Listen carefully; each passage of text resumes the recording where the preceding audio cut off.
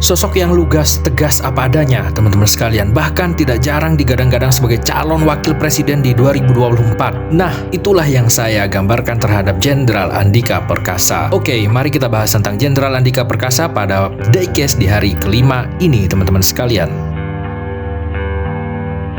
Sejak Jenderal Andika Perkasa ditunjuk sebagai Panglima TNI, teman-teman sekalian, saya merasa ada yang berbeda nih dari Panglima TNI sebelumnya. Entah apakah seorang Andika Perkasa memanfaatkan media sosial untuk memperkenalkan TNI, teman-teman sekalian, tapi memang terdapat perubahan saat beliau menjabat sebagai Panglima TNI. Misalnya saja publikasi seleksi masuk anggota TNI. Nah, itu benar-benar sangat bagus banget sih, teman-teman sekalian ya. Namun, saya tidak ingin terfokus pada saat Andika menjadi Panglima, tapi setelah Jenderal Andika purna tugas, saya melihat sikap dan sifat keterus-terangannya terkait dengan rencana ke depan yang akan beliau lakukan, termasuk juga agenda politik yang akan dilakukan ke depannya, teman-teman sekalian. Tentu saja hal ini berbeda dengan mantan Panglima sebelumnya, katakanlah yang saat itu bertepatan dengan Pilpres 2019 ada Jenderal Gatot Nurmantio misalnya, teman-teman. Kala itu Jenderal Gatot sering kali dipancing oleh berbagai media, bahkan ia pernah masuk di deretan survei-survei untuk survei capres maupun cawapres di berbagai media, namanya masuk juga di dalam bursa tersebut. Namun teman-teman sekalian, Gatot menjawabnya dengan elegan. Kira-kira ia menjawab seperti ini: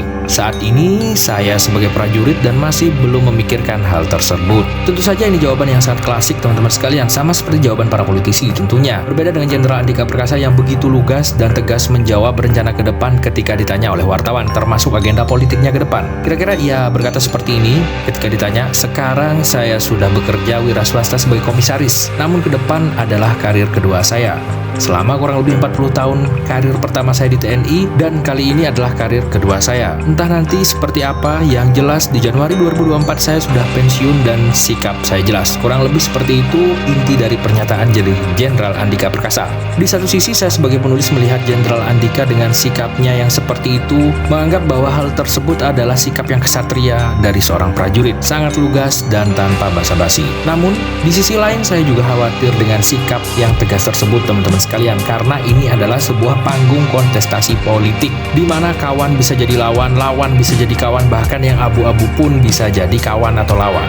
Takutnya ini adalah skema politik untuk tes ombak saja terkait elektabilitas dari seorang Andika Perkasa. Tapi sebagai seorang prajurit, teman-teman sekalian, dan mantan Panglima, saya yakin pasti Jenderal Andika bisa bersikap dan mengerti situasi perpolitikan saat ini. Meskipun selama masa baktinya di TNI tidak pernah masuk dalam panggung politik, namun saya yakin seorang Andika Perkasa adalah orang yang fast learner dan juga cerdas dalam keadaan dan situasi apapun tentunya. Dan sudah pasti keputusan-keputusan yang akan dia ambil sudah pasti dipertimbangkan dengan matang, teman-teman sekalian. So, Jenderal, pesan saya tetaplah berhati-hati. Ingat, tidak ada lawan, tidak ada kawan. Yang ada adalah sebuah kepentingan dan pengaruh. Sekian untuk Diecast kali ini, teman-teman sekalian. Let's talk about everything. Keep calm and stay high. See you, teman-teman. Thank you buat supportnya dan semoga menambah wawasan kita. Bye.